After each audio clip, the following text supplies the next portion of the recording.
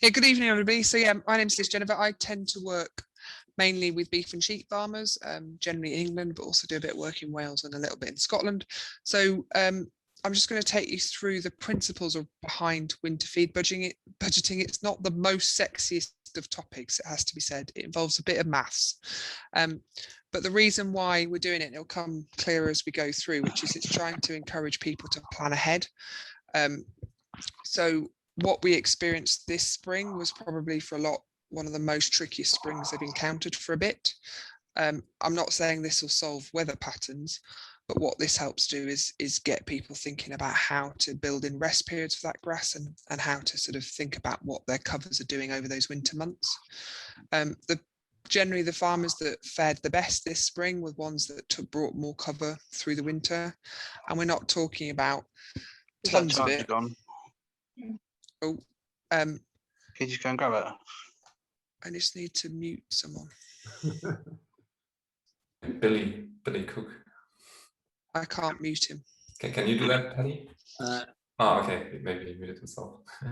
So yeah, so that's, we're sort of getting people to think in terms of a few months ahead, and it become quite clear that in a lot of our grazing systems, and it's probably more. It varies a bit depending on where you are, north or south, but probably from the big 1st of October, our ability to really influence what grass is on farm is minimal, apart from it's going to go downwards if we continue to stock it as we are currently. So that's why we tend to think of wanting to think about it in the next couple of months, because we've got bits that we can manipulate. So if nitrogen is available to us, then we can use nitrogen. We can start to change priority stock. We can start to sell animals early. We can do quite a lot of things in the next 2 months that can influence what the cover is as we go into October, and then what might the cover be when we hit spring. So that's the sort of principles, but I'll take you through what we're doing. So my ambition really is to go through why do we need one, and what it is, how do we do one, and how RUMI data could fit into that, and when is a good time. And I suppose I've answered some of those questions already. So the bigger thing is why. So it's, as I've sort of mentioned, it's a combination of various factors. So we can use it to plan sales and purchases. We can use it to think about winter crop requirements. It gives us more control over what we're up to. People like myself who talk to farmers a lot, it's a sort of thing to challenge some of their thinking, and also get us sort of discussing what that winter may or may not look like. I mentioned nitrogen, and we can use it as we're still relatively good in terms of response rates, but as we get later in the year, those response rates drop. And also if you're in an NVZ, then your application window is closing in. And what I like about them is that we can use them like any other budget to track what's actually happening on that farm, so we can see how good our prediction is and adjust it accordingly.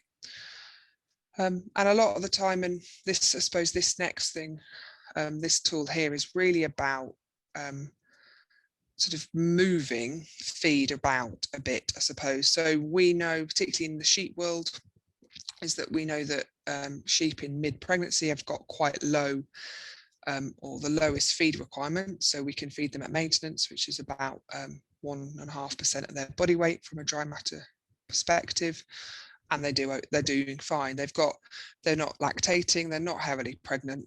They might have some weather to contend with, but generally they can have maintenance feeding and they're fine in mid-pregnancy onwards. When we get to lactation, or late pregnancy and into lactation, their requirements are massive.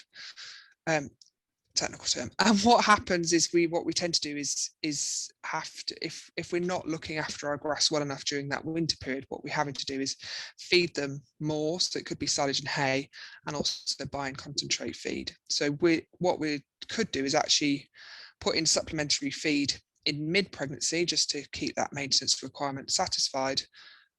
It's a lower feed requirement, and it means that we can be safeguarding grass for that lactation time, and means that we can reduce our concentrate use in this really high demanding time of year. So it's sort of starting to think of that it's not about not feeding sheep, it's about feeding sheep quite strategically to make sure that we can reduce the costs and the inputs going into them at lambing time. And we've got, you know, examples of a lot of farms this year that had to put additional fodder beet, cereals, concentrate into those ewes just because the grass wasn't coping with the weather that it had. So the tools that's on screen is again developed a bit more for sheep systems, but the principles hold for cattle and all sorts of systems. And this is an example based on early March lambing flocks. So they're probably lambed inside and turned out. So again, not necessarily applicable to all represented on this call, but it's the principles that we're looking for. And what we really want is grass fields to have a 3-month rest period from late autumn, early winter through to when they're required in spring. And that's a lot easier said than done. So this little tool is giving us a closing plan. So it's very similar to what is used within Springbok dairy systems.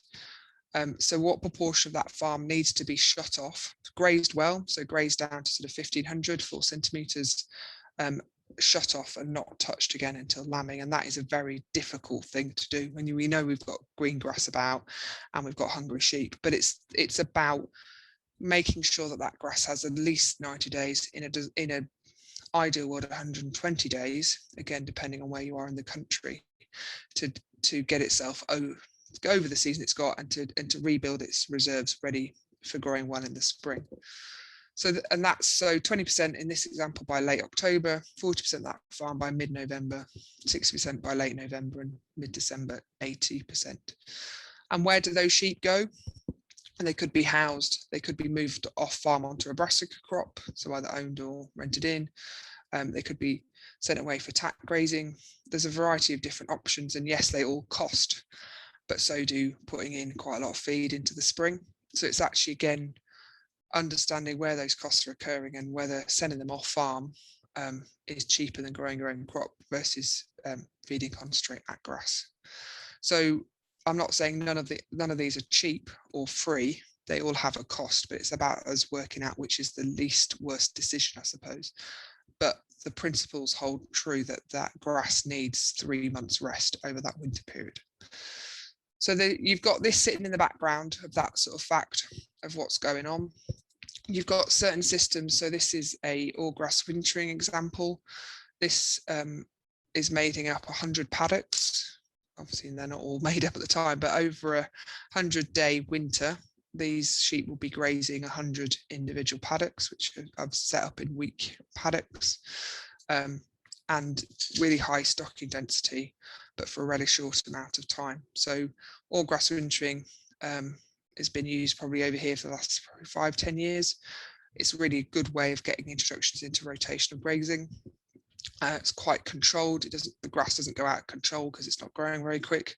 And it's a real good way of rationing animals in terms of what feed they require. And it's a brilliant way of improving quality of grass if you've lost control. And for certain people this year, we're dealing with a lot of sort of bent over, laid down, long grass in certain systems. And this sort of all grass wintering approach could be a way of sort of getting those swords back into working order, ready for the spring. And obviously those fields that you're grazing in that first 100 days won't be grazed for another 90, 80 days. So it's sort of getting us that rest period, but utilizing that grass and helping pasture quality. So this is an example for actually an HDB resource, but this is the sort of principles that we'll go through, and I've got a slightly more complicated Excel sheet, but the principles that we tend to work to is how many animals have you got, how much do they need to eat a day, what's your group demand, and how much have you got available for those animals to eat. So it's a simple supply and demand calculation, and the Excel sheets or these sort of tools just helps us get to those numbers quicker. But the principles hold true, supply and demand. And generally winter, we don't have as much supply as demand. So this is an example that is just within that. So if winter grass growth is at 10 across those months, we're on target. If it's below 5, we're below target in terms of cover when we hit March. So it's really influenced by actually how nice the winter is and how much cover we manage. So all of these systems rely on this regular monitoring of pasture cover to make sure it is on target for where we need it to be come February, March. That's why a lot of the reason why we're doing all of this is to get that ideal cover come the spring. So, and most people go, that's a lot of sheep on a hectare for a day. And it does turn a little to this. So this, the picture on the left-hand side, sorry, is what those fields look like. I know this example is actually from a relatively free draining soil. The pasture cover would be about 900 kilos of dry matter. And that's for within that early phase, those sheep can cope with that. As they get towards end of pregnancy, they can't. And then a week later, that's the growth. And again, this is in a nice bit of the country, a bit further south, but you have this impressive recovery rate. So yes, the grass looks quite dramatic at the time, but it does regrow quite quickly, and it just gives it, and that's mainly because those animals are leaving it. So that rest period is kicking in. There's other systems as well. So this is still answering the question of where do the sheep go. So you can use a stockpiling approach, so a deferred grazing approach. And this is just an example from the Welsh Hills. So from this sort of time of year, you're starting, rather than going, oh, we might take a third cut of silage or fourth cut or second cut or whatever it happens to be, you actually start to, you've grazed out fields really well, and you're starting to build up this deferred grass. It doesn't tend to work if you do it earlier than this time of year, just because it tends to chuck up seed heads. So you sort of want it to get past that seed head stage, take it down quite low and allow it to grow this really high quality grass here. These are a couple of examples from this project where the analysis in November was between 40% crude protein and just over 10 ME.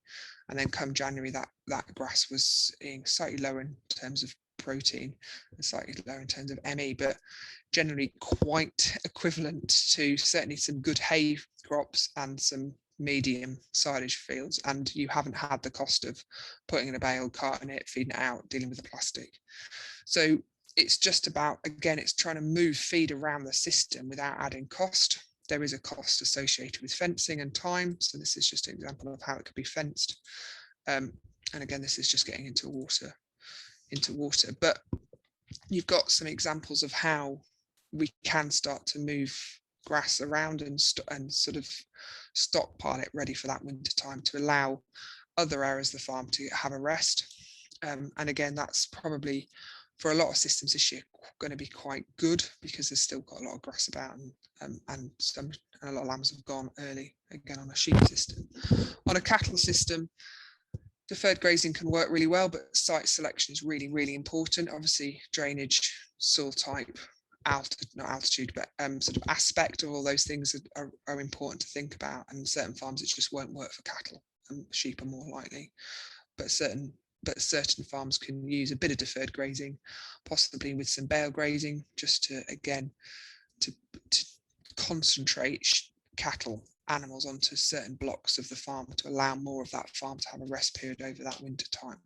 But it is, some of these systems are more challenging to do with cattle just because of the risk for soil damage. So just before I go through the example, just in terms of the principles really we're talking about, which is allocations, and a lot of this feed budget and sort of thinking about how to move feed around and which is the priority animal is based on whether they're lactating, whether they're pregnant, whether you're trying to grow them as much as possible. And so the table on the screen just gives you some examples. So for any dry ewes or cows, anything at maintenance, we can really pull down how much we're having to allocate to them in terms of percentage of their body weight, excuse me. But the reality with this is that they don't magically eat 1.5% of their body weight and go, yeah, I'm done. They're a bit like any of us at a buffet table. They will continue to eat. So these systems where we're trying to restrict intake is also driven by having fence lines and strip grazing, or we've got to really allocate them their requirement and accept that they have been well fed. They may not have been fed to appetite. As they move to lactation, that will increase. As they move into late pregnancy, it will increase again. And then as we get towards lactation and growing animals, we've increased it again to 3 to 4%. So sometimes I talked about utilization. Sometimes we actually count utilization with this. So we over allocate. So for example, growing lambs might be at 4% of the body weight. They might not eat all of that, but we're over allocating because they're poor in terms of utilization. So we can deal with it in several ways. So the example, so went to see some sheep being strip grazed on some standing hay today. We are working on about 1 kilo of dry matter a day. They don't look particularly happy about it, but we are confident they are getting their 10-ish megajoules that they need for the stage of life they're currently in. So that this is quite an important element of how we can manipulate allocations really based on what those animals need. The other thing just we've talked upon, which is this sort of growth. So again, this is coming from an HDB resource, grazing strategies, and this gives you some average growth rates for those winter months. So again, depending on where you are in the country, you might get better winter growth depending on the type of winter we have, but this just gives you a stab in the dark in terms of where that growth could be. And obviously early January, you might not do anything, and later January, it might grow a bit more. So there's a bit of variation in there, but it just is a start of a 10 in terms of kilos of dry matter per hectare per day that might be being grown on those areas. And that gives us information in terms of if we shut things up at 1500, how many days do we need it to be before it then grows up to 1800 or whatever we need it to be for later in the spring. And so it's back to that. Because it's slow growing, you need to allocate it more days to build up that pasture. If that same question was happening in the spring and it's growing at 50 kilos a day, we'd solve it in, can't do maths. So 50 a day, we need to get 300 kilos, so it's 6 days. We'd solve it in a week. But over winter, we can't do that because of these growth rates. Again, you'll be familiar, but we're just looking at these sort of kilos of dry matter sort of measurement. So this is 1500 for about 4 centimeters. That's about 2008-ish centimeters, and 2500, which is just sort of over 12-ish centimeters roughly. So that's just to get you, most of us have got our eye in anyway, but that's just to give us a hint of what we're looking at. What I'm going to do now is just shut that down and move to another screen. So this is a feed budget for a farmer I do some work on so this looks like a slightly crazy Excel sheet, but I'll talk through it. And this is a version of this is available from HDB. You wouldn't believe I used to work there, would you? In terms of other resources, so in terms of what we're doing here is we've obviously got the months of the year that we're looking at. We've got some initial pasture covers. So again, we can get them from Rumi or we can get them from a measurement that we take. For those months, we're looking at the grazing area that's available to these blocks, the days that are in those months. We have an estimation of growth rates. These ones here are actual just because we needed to adjust the pasture cover that we were getting on that farm. And we also touch on utilization. The vast majority of time, I don't shift it off 70%. We're probably in a phase at the moment where we're utilizing 50, 60% of it. So there is an argument that we could pull that down a bit just to give us a fair representation of what's happening on the farm. If we're feeding any supplements in, so this is again thinking supply and demand. So if we're putting in extra supplies, that could be fodder beet, that could be silage, it could be concentrates. We're feeding something into the system. We need to take that into account. And then what we get down here is what's happening to the ewes. So here we've got 140 ewes running through. We've got an estimation of what their weights or how their weights are changing over those months. And we've got an idea of what their allocation is changing as well. So we've talked through that, which is what we sort of allocated to them as kilos of dry matter. And we've got a similar group there. We've got some lambs that appear and do various things. And ewe lambs that appear and lambs that also appear.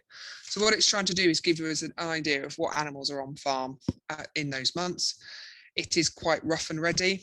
We've got a rough idea of the numbers. We've got a rough idea of their weights, but it's giving us an idea of where they're going. And this gives, again, other people using software systems would be getting a feel for what their demand is.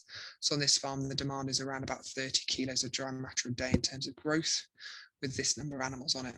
So as we have been in July, we're growing June 60 kilos, there's not a surprise that all of the pasture's gone slightly mad. So this is actual here, and then up to about here, and then this is prediction. Should be a clear way of saying that. So we can see, like a lot of people, Chris struggled April, May with pasture cover. So he was actually buffer feeding sheep in relatively small cells. So he's moving them every 3 days into not very much grass, but allocating them silage, sort of eke ourselves through these couple of months before, by the time it got to June, we then had an explosion of grass. And so by the end of June, there was a lot of grass everywhere. It's dropped a bit into July. It might drop a bit more into August, depending on how much rain we have, and it might drop a bit more into September as lambs are getting bigger, ewes are moving towards a topping phase rather than a dry phase, so they're allocated a bit more. This farm doesn't sell a huge number of lambs. It sells like 5 or 10 to 15 a week through its own butcher shop. So we have a lot of lambs on farm still, while other farms would be shifting or selling animals quite quickly. So that's where we currently are, and that's interesting. So I do that as part of a sort of monitoring for him and just to see what's going on, and thinking about trying to avoid these sort of situations, which are quite difficult to avoid. So why do we then think about feed budgets this time of year? So then I have a similar screen and a similar approach here. So we've changed the months, but the principles are the same. We've started to put in different, we know that some of his ewes are leaving the farm to be tucked elsewhere. So I've removed them from this feed budget. Some of his later ones will be on farm for topping perhaps, or they might be off farm on topping. So I've changed, they just disappear off the farm just because they're not on this area. So it doesn't have to be counted within this feed budget. Similar, his ewe lambs have disappeared and some of his lambs are there, but come December, a good proportion of them move on to cover crops. So it's trying to replicate what we think is going to happen this year in terms of when those animals move on and off the farm, and also when they come, most importantly, when they come back on. So his sheep would start to be turned out onto grass come lambing time, so there'll be sheep back onto grass come February. And his late lambing flock starts to be set stocked for lambing come March. So again, they'll be on farm at this point. So it just gives us and again, it doesn't have to be 100% on it. It just has to give it a relatively, it's got to just give a proportion of what's going on. So hopefully you can see the various graphs I've been talking at. So here we've got, in October, we've got we have a pasture cover of about 18, and that comes from the one we've just shown. And because of the various animals that are moving on and off farm, actually his cover measurement stays quite good all the way through the winter. And he's coming into April, May time with about 1600. If we decide, just make it slightly smaller because you just need to see the shapes of the graphs change really. If we decide to keep those sheep on for longer, we've gone from a situation where we were quite happy in March and April to a situation where we've run out of, we're starting to get seriously concerned about grass coming into December. So it's a bit like what was spoken about earlier, which is these sort of scenario ideas. We're sort of interested in what happens if we're currently planning for those sheep to be off farm, but what happens if they have to be on farm, and how do we deal with that, and do we have to move different classes of stock? And so it helps partly thinking in terms of predictions forward, but also helps us work out options. And as I mentioned, just because as soon as you get past October, grass growth starts to drop, a lot of decisions have to happen before October, or because there is no supply really, there's no grass growing unless you're putting in silage or hay or concentrates. The manipulation has to happen in terms of what the demand is from those animals. And that's why we start talking about them in July, August time and not January time.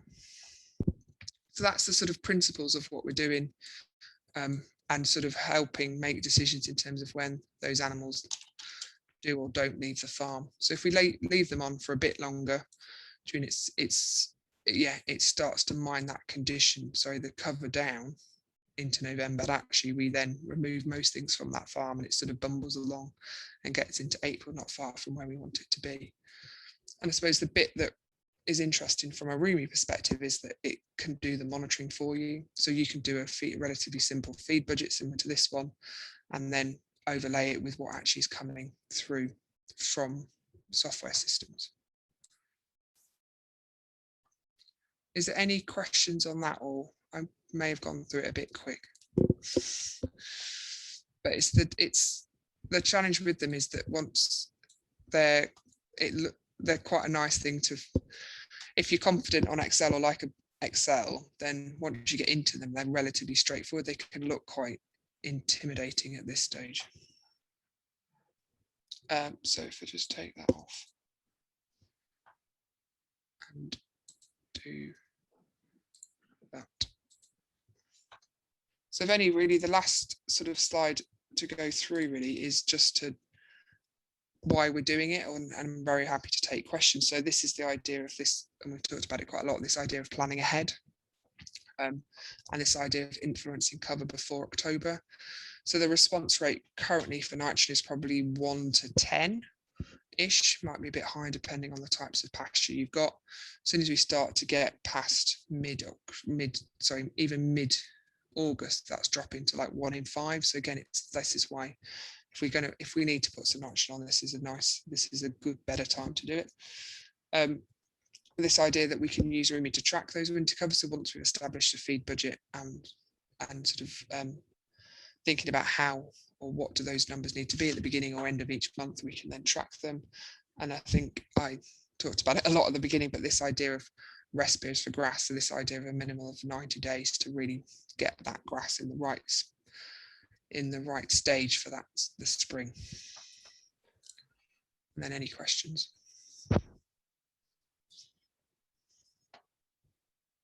So I was just thinking on this last thing with the 90 days, right? So what's the impact on the magic day? So when you can go out, if you basically keep your animals out for too long in the winter or in the autumn, like, you know, what's the worst case scenario? Like how much will it be later, basically, like 2 weeks, a month, or what have you seen?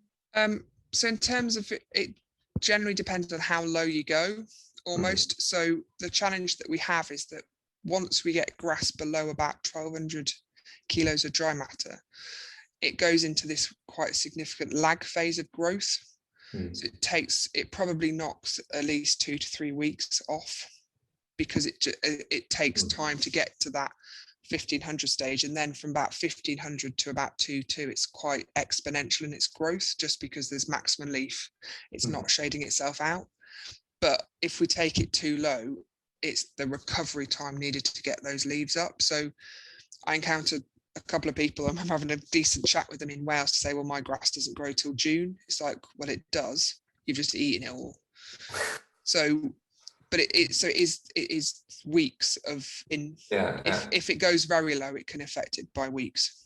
And it really makes an impact, right? So like then it's 2 or 3 weeks of winter feed that you have to buy extra, right? Yeah, and at a phase generally as we're coming out of the spring is when we've got animals at their most hungriest, so they're lactating or they're late pregnancy. So it's that double whammy of we can just about sneak through winter, but actually, and I think this spring highlighted it for a lot of farms where they rely on getting through the spring with a nice, I mean, it's fine if it's a nice spring. This was not a nice spring, and it highlighted for a lot of farms they just need to take a bit more cover through. And that, as I've said, it's not cheap, it's not free, it's just thinking slightly differently of where that cost is going to be in that business. Yeah. Liz, could I ask you, we had that with our early lambing flock where we lambed in February, we had really good covers ready for them to go in. These were Texel crosses. Yep. And for the first round, we were happy because we had plenty of that grass set aside, and then the grass didn't grow again. So we started putting a bit of silage out and we started feeding nuts. But those lambs are almost being overtaken by the March lambs, and they just never did. Yep. Is that totally down to the weather? And are there any recovery suggestions that you can come up with, apart from what's happened in the past of me chucking some silage and nuts at them. Yeah, and it's a buffer feeding benefit, or you're trying to buffer feed. So you're seeing that those cover measurements are dropping, and your ambition, although very difficult to do with sheep or cattle, is because they prefer grass, is you're trying to keep those covers to be slightly higher by encouraging them to eat something else. And in your situation, it would be silage and concentrates. But in the situation you found yourself in, there's no other option other than putting them in a shed. The grass isn't there, it's not growing to them. You have to feed them something, and the decision was taken to buffer feed them, or more than buffer feed them, on grass. Yeah, it didn't work. If they left the silage, they weren't interested in it. And so, yeah, they'd prefer to graze at that than take the silage. And so, and I suppose the options for those lambs would be if that was the decision the mothers would take, would the lambs take creep? But again, I don't know what was your experience of the lambs taking any concentrate in that? Yeah, we did put the creep feeders in as well, but yeah, we lost it basically. And I think so. It was a combination. So milk yields during the quality of the feed going, so would have influenced milk yields of the ewe. And then because peak lactation is happening up to about 4 weeks. Yeah. So do you mean you've lost the peak of that lactation, and it's very difficult to then sort of recover that lactation. It doesn't tend to come back sort of 4 or 5 weeks later. And they're a very leggy animal now, that they've got good frame but no cover, no finish on them. Yeah. Do you think with lambs they get to a position where they basically just want to grow frame and don't want to put meat on beyond a certain age? Yes and no. So what tends to drive frame growth is protein level. So that cover measurement, the cover is more driven by having starch in the diet. And so that's the question, I suppose, about creep, is that you'd expect them to have a bit more cover on them if they were accessing some compound or cereals. Yeah. But it's that the difficulty is that we get those lambs into a store period, and we encounter it in other sheep as well, and they do just seem to take time before their metabolism seems to click into something else. But certainly it's the protein levels that would encourage that frame growth. Yeah. So yes, in terms of the decisions you took, I think were very sensible. So you added in silage to try and counteract low dry matter availability, and you put creep into those lambs to try and deal with, to replace some of the milk that was not coming from the ewes. So have you, in terms of, and the March ones, they just coincided, the grass was coming to them, so their lactation wasn't affected. Yeah, and they've almost caught the taxels up. Yeah. Yeah. I'm not sure I've helped you, but I've reassured you the decisions were good. Thank you. Good, but not successful. Yeah, but and I think this year, particularly this year, is that grass is, we're beating ourselves up a lot about grass this year, and we have to remember, and it was illustrated by the graph I showed, which is, it's been an extremely tricky year. We didn't have, in what would be our normal grass growing months, we just didn't have any. Yeah.